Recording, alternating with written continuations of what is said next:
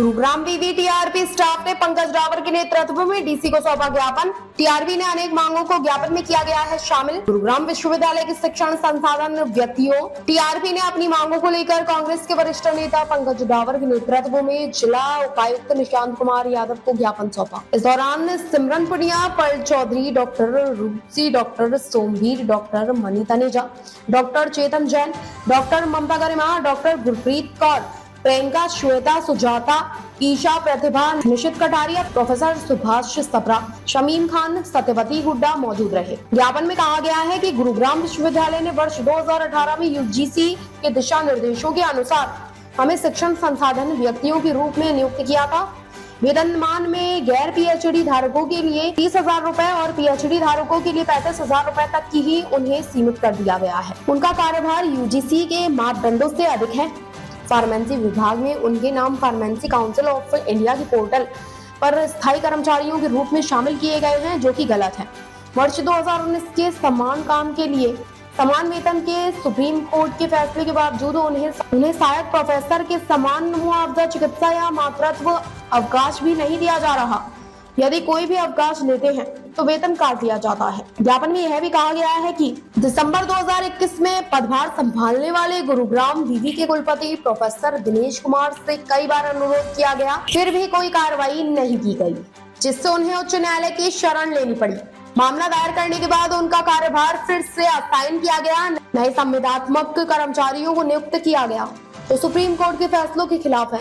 नए कर्मचारियों को 57,700 रुपए और अन्य कई लाभ मिलते हैं, जबकि उनका शोषण व उत्पीड़न किया गया है। परीक्षा और साक्षात्कार में सफल होने के बावजूद किसी भी टीआरपी को स्थायी पद पर नियुक्त नहीं किया गया है। अतिरिक्त संविदात्मक कर्मचारियों को नियुक्त किया जा रहा है, जबकि हमारा कार्यभार रोका गया है।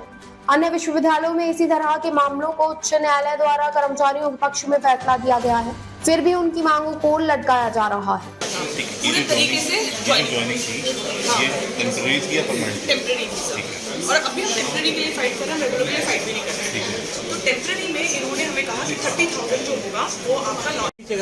सर मुद्दा ये है कि 2018 में गुरुग्राम यूनिवर्सिटी एस्टैब्लिश हुई थी, तब से हम सब यहाँ पे टीचिंग रिसोर्स पर्सन का काम कर रहे थे। हम सबको यहाँ पे बिल्कुल असिस्टेंट प्रोफेसर वाला वर्कलोड दिया गया, यहाँ तक कि उससे भी ज्यादा दिया गया, और हमने पूरा निष्ठापूर्वक सारा काम किया, लेकिन समान कार्य समान वेतन वाला अधिकार हमको नहीं मिला।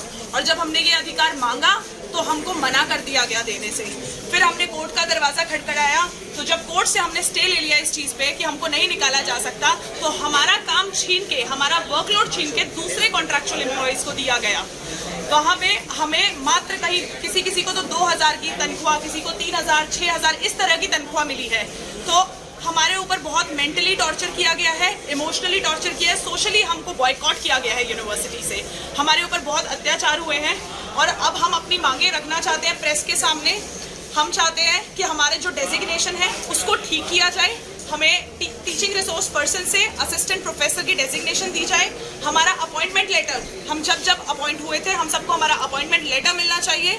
हमारा जो एक्सपीरियंस है इतने सालों का 2018 से, वो एक्सपीरियंस हमको मिलना चाहिए। हमारा काम, हमारा वर्कलोड हमको वापस मिलना चाहिए, और उसी हिसाब से हमारे बेसिक पे सैलरी मिलनी चाहिए हम सबको। बिल्कुल हुई है सर, हमने मैनेजमेंट से बात की गई है, बहुत ही काफ़ी सारे डिपार्टमेंट्स में, एक दो डिपार्टमेंट में जब ये सब बातें चली हैं तो डीन्स ने बहुत गलत तरह की टिप्पणियां की हैं कि ये तो दिहाड़ी मजदूर की तरह आते हैं, काम करते हैं, तुम्हारी वैल्यू क्या है, ये तो फ्रस्ट्रेटेड औरतें हैं, ये क्यों मुंह उठा के आ जाती हैं, इनकी तो मैं शक्ल नहीं देखना चाहता।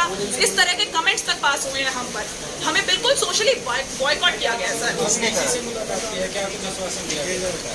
अभी हम डीसी सर के पास मेमोरेंडम हमारा ज्ञापन लेके जा रहे हैं, तो देखते हैं डीसी सर का क्या से होगा इस चीज़ पे। आज जीयू की फैकल्टी के साथ आप आए हैं, क्या मांगे हैं इनकी और किस तरह से इनका समाधान करवाएं?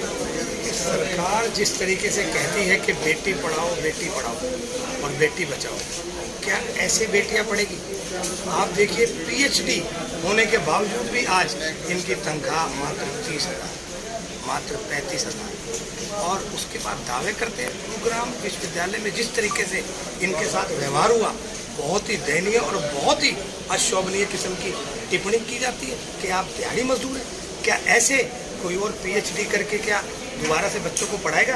किस तरीके से व्यवहार किया जाता है, सरासर गलत। एक समान वेतन की बात करते हैं, एक समान काम की बात करते हैं, और उसके बाद आप फर्क रखते हैं।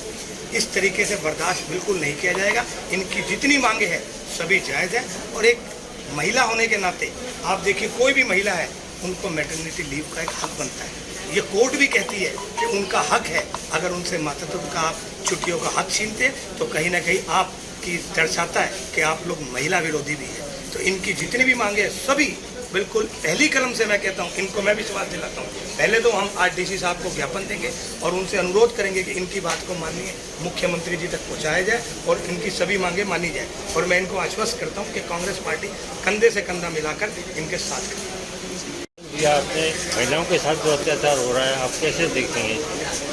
जी देखिए, आपने जो भारतीय जनता पार्टी जो नारा देती है बेटी बचाओ बेटी पढ़ाओ, और गुरुग्राम में जिस तरह उन्होंने गुरुगांव का नाम बदल के योगाचार्य के नाम पे गुरुग्राम कर दिया, तो वहाँ पे महिलाओं की और ख़ास करके महिलाओं गुरुओं की क्या हालत है, महिलाओं टीचरों की क्या दशा है, वो आज आपको देखने को मिलती है। इन टीचरों से 80 घंटे हफ्ते में काम कराया जाता है, और जब वेतन की बात आती है तो कुछ टीचरों को तो मात्र 2000 या 3000 रुपये वेतन दिया जाता है। और यहाँ तक कि ना इन्हें मैटरनिटी बेनिफिट्स दिए जाते हैं, ना उनके छुट्टियों के पैसे दिए जाते हैं। तो मेरा सरकार से ये निवेदन है कि जिस तरह से हर भर्ती में वो कॉन्ट्रैक्चुअल भर्ती कर रही है, इन टीचरों को ऐसी भर्ती ना की जाए, इनको इनकी जो भी सुविधाएं हैं वो दिया जाए, इनको इनका हक दिया जाए। और आप देखिए कि सरकार की मंशा क्या है, ये महिला विरोधी सरकार है। तो आप देश की महिलाओं को क्या चाहते हैं कि वो आगे ना बढ़े। तो मेरा इनसे यही आश्वासन है कि मैं और मेरी पार्टी कांग्रेस पार्टी इनके साथ है, और जो भी इनकी मांगे हैं तो हम आदरणीय मुख्यमंत्री जी से निवेदन कर रहे हैं कि इनकी तरफ ध्यान दें, और अगर ये पूरी नहीं होती है तो हमारी सरकार पहली कलम से इनकी मांगों को पूरा करेगी। देखिए, समाधान शिविर जो है वो सरकार ने 12 जून से शुरुआत उसकी की है, और उसमें सभी विभागों के जो अधिकारी हैं जिले स्तर के, वो एक जगह बैठते हैं DC ऑफिस में, और जितने भी लोग आते हैं जिनकी शिकायतें होती हैं उनकी सुनवाई करते हैं। ये शिकायतें अलग अलग फील्ड की हो सकती हैं। किसी की बिजली विभाग की शिकायत है, किसी की परिवार पहचान पत्र को लेकर शिकायत है, किसी की प्रॉपर्टी ID को लेकर शिकायत है। उन सब शिकायतों को चूँकि सारे अधिकारी यहीं बैठते हैं तो उसको सॉर्ट आउट भी करते हैं, उसको रिजोल्व भी करते हैं। तो हमारा प्रयास ये रहता है कि जो हम 9 से 11 या 9 से 12, 9 बजे से 12 बजे तक जो हम लोगों से मिलते हैं शिकायतकर्ताओं से, उनकी शिकायत का वहीं के वहीं समाधान हो जाए। और लगभग तब से हमारे पास लगभग 1600 शिकायतें आई हैं, और हमने उसका 80% समाधान कर दिया है उनका। 20% जो कंप्लेंट्स पेंडिंग है उनके लिए डिपार्टमेंट्स को कह भी दिया है कि उसकी वो जल्दी से जल्दी उसका सोल्यूशन करें।